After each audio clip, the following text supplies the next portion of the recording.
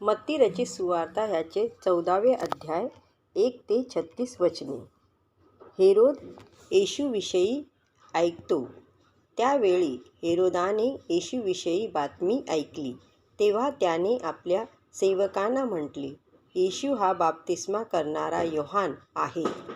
तो मेलेल्यातून उठला आहे, त्यामुळेच तो हे चमत्कार करीत आहे. बाप्तिस्मा करणारा योहान कसा मारला गेला. हेरोदाने आपला भाऊ फिलिप ह्याची पत्नी हेरोदिया हिच्यामुळे योहानाला अटक करून तुरुंगात टाकले होते. कारण योहान त्याला सांगत होता, तू हेरोदियाला ठेवणे योग्य नाही.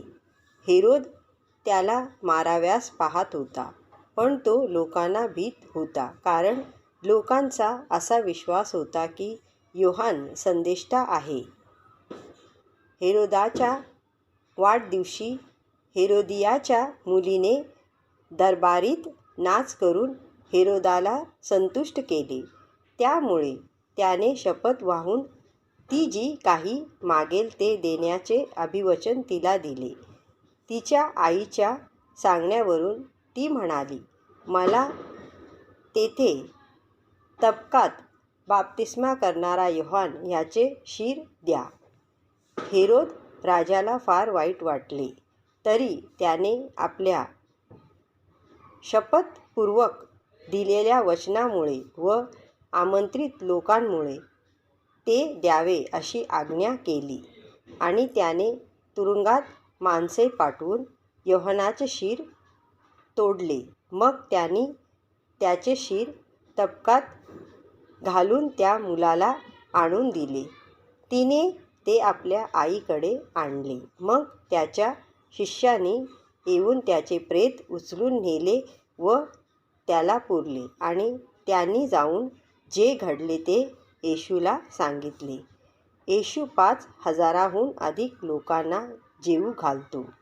मग ते ऐकून येशू तेथून नावेत बसून निघून गेला व नंतर नावेतून उतरून माळरानावर एका निवांत व एकांकी जागी गेला. लोकांनी हे ऐकले तेव्हा ते पायी त्याच्याकडे गेले. मग तो किनाऱ्यावर आला, तेव्हा त्याने मोठा लोकसमुदाय पाहिला. तेव्हा त्याला त्यांच्याबद्दल कळवळा वाटला, म्हणून जे आजारी होते त्यांना त्याने बरे केले. मग संध्याकाळ झाल्यावर त्याचे शिष्य त्याच्याकडे आले आणि म्हणाले, ही माळरानावरची उजाड जागा आहे आणि भोजन वेळ होऊन गेली आहे. लोकांनी गावामध्ये जाऊन स्वतःकरिता अन्न विकत घ्यावे म्हणून त्यांना पाठवून द्या. परंतु येशू त्यांना म्हणाला, त्यांना जाण्याची गरज नाही, तुम्हीच त्यांना खायला द्या. तेव्हा ते त्याला म्हणाले, 5 भाकरी व 2 मासे ह्याशिवाय येथे आमच्याजवळ काहीच नाही. तो म्हणाला, त्या इकडे आणा. मग लोकांना गवतावर बसण्याची आज्ञा केल्यावर त्याने त्या 5 भाकरी व 2 मासे घेऊन वर आकाशाकडे पाहून त्यावर आशीर्वाद मागितले.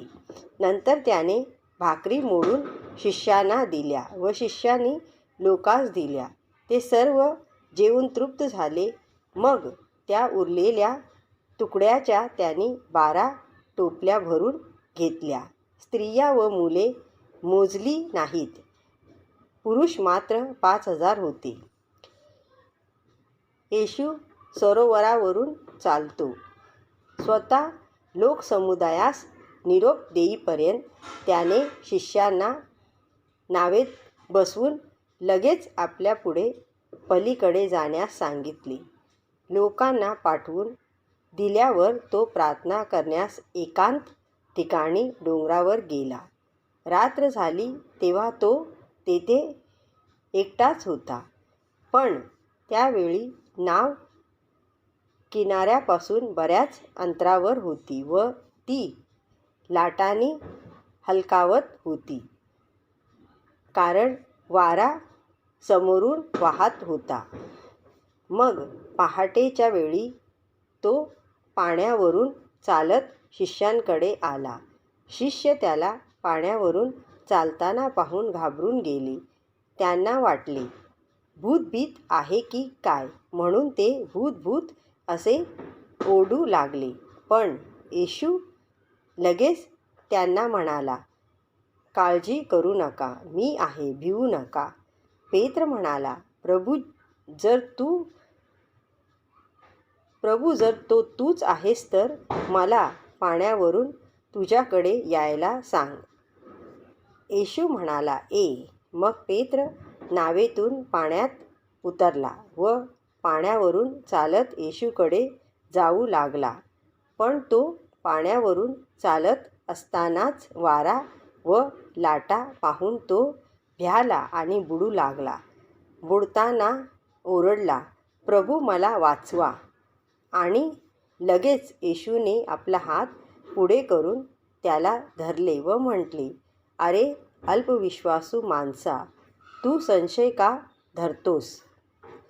मग ते नावेत बसल्यावर वारा थांबला. तेव्हा जे नावेत होते ते त्याला नमन करून म्हणाले, तुम्ही खरोखर देवाचे पुत्र आहात. येशू रोग्यांना बरे करतो. नंतर ते पलीकडे गेनसेरेत येथे पोचलेच. तेथील लोकांनी येशूला पाहिले व